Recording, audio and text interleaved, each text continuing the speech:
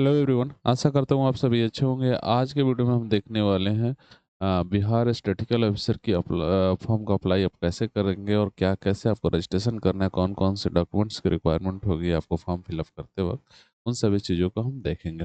सबसे पहले आपको करना क्या है, आपको एडवर्टाइज़मेंट पढ़ लेना है।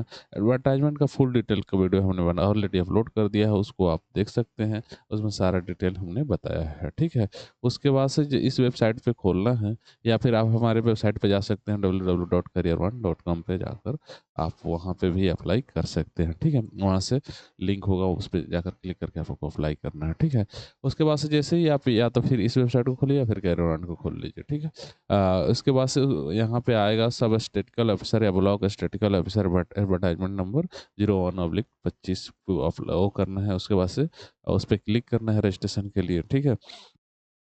उसके अलावा आपको देखना ये है कि आपके पास मोबाइल नंबर होना चाहिए और वैलिड ईमेल आईडी होना चाहिए। दोनों आपको कंपल्सरी है, जब तक कंप्लीट रिक्रूटमेंट पूरा नहीं हो जाता, वो आपको एक मोबाइल नंबर और ईमेल आईडी आपको रखना है, ठीक है? ऐसा नहीं कि आप नंबर अगर चेंज कर दिए तो फिर वो आपको फिर अब परेशानी होगी फ्यूचर में, ठीक है? तो वही नंबर डालें जो हमेशा रहे, ठीक है? अगर आपने एक बार जिस मोबाइल नंबर और ईमेल आईडी से रजिस्टर कर लिया, फिर वो दोबारा किसी तरह से कोई चेंजेस नहीं होने वाले हैं उसमें, ठीक है? आपको वहाँ पे जाकर मोबाइल नंबर और ईमेल आईडी और नेम डालकर रजिस्टर करना है। रजिस्ट्रेशन नंबर और पासवर्ड आपको रजिस्टर्ड ईमेल आईडी और मोबाइल नंबर पे चला जाएगा। वहाँ से आपको लिंक लॉगिन करना है, ठीक है? लॉगिन करके करेंगे तो उसके बाद से आपको स्टेप 1 में आपको अप्लाई का ऑप्शन आएगा, सारी चीज़ों को डेटा फिल अप करना है। लेकिन उसके पहले आपको मैं बता दूँ कि अगर आपने रजिस्ट्रेशन में कुछ भी गलत किया है, तो आप उसमें कोई चेंजेज़ नहीं होने वाला है। तो जो भी रजिस्ट्रेशन में डालें आप चीज़ों को, जो-जो माँगा गया है उसको आप अच्छी तरह से डालें। मैं इस पे एक अलग से भी वीडियो बनाऊँगा, एक स्टेप बाय स्टेप कि कैसे आपको फिल अप करना है, फिल करके दिखाऊँगा आपको, ठीक है? सारी चीज़ों को, ठीक है? अब अपने जब आपको रजिस्ट्रेशन नंबर और पासवर्ड मिल जाएगा, फिर आपको इस पे जाना है, उसके बाद से आपको लॉगिन करना है, ठीक है? और उसके बाद सर लॉगिन करके आपको पर्सनल डिटेल और सर्टिफ़िकेट नंबर आदि सारी चीज़ों को डालना है उसमें। लेकिन एक बात ध्यान रखिए, जिस भी स्टेज में आप जो भी डेटा फ़िल अप कर रहे हैं, उसमें एक ऑप्शन आएगा सेव एंड नेक्स्ट बटन और एडिट एंड आएगा, ठीक है? एडिट का भी बटन आएगा। तो अगर आपने उस टाइम फ़िल अप कर लिया है गलत, तो उसी टाइम आप एडिट कर सकते हैं। अदरवाइज़ आपने एक बार सेव कर लिया किसी भी पेज को, तो उसके बाद से दोबारा आप उसमें एडिट नहीं कर सकते हैं। इस चीज़ों को आपको ध्यान रखना है। तो जो भी डेटा आप फिलअप करें उसको 2 बार 3 बार वेरीफाई करें, देन नेक्स्ट करें, सेव एंड नेक्स्ट करें, ठीक है?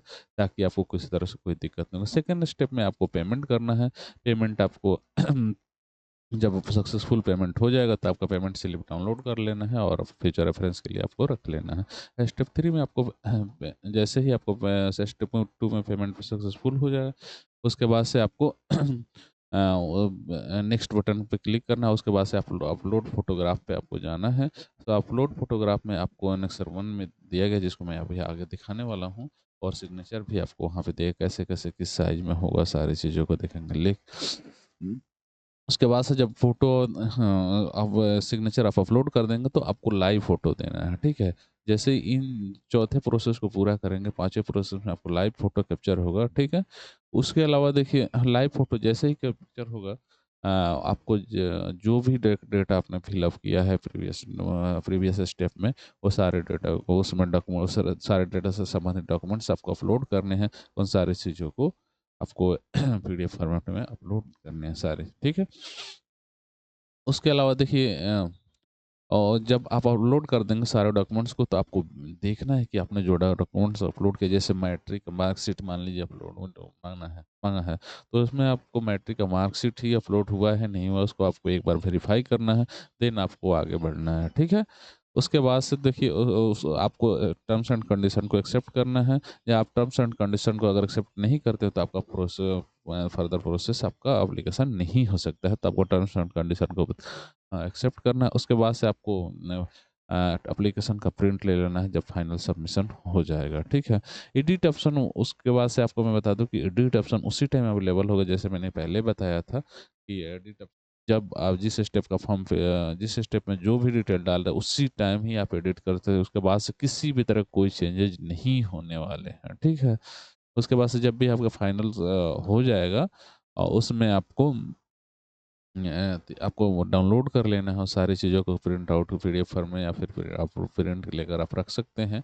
फ्यूचर रेफरेंस के लिए आप सारी चीज़ें चाहे तो आप उसको मेल पे डाल सकते हैं। उसके बाद से अगर ब्राउज़र में आपको किसी तरह से कोई डिटेल कोई दिक्कत हो रही है तो आपको इस स्टेप को फॉलो करना है। आप मोजिला फायरफॉक्स का यूज कर रहे हैं, अगर गूगल क्रोम को यूज कर रहे हैं तो ये सारी चीज़ों सेटिंग्स को आपको करने होंगे। अगर आपके क्रोम में नहीं खुल रहा है इन सब इस चीज़ों को, ठीक है, तो ये सारी चीज़ों को फॉलो कर लेना है और फिर तब आपके ब्राउज़र में खुलने लग जाएगा। अक्सर एक ही बात करें, जैसे फ़ोटोग्राफ कैसे अपलोड करना है, तो हाई कलर का होना चाहिए जिसकी साइज़ होने थे 3.5 सीएम विड्थ होना चाहिए और उसका 4.5 सीएम हाइट होनी चाहिए।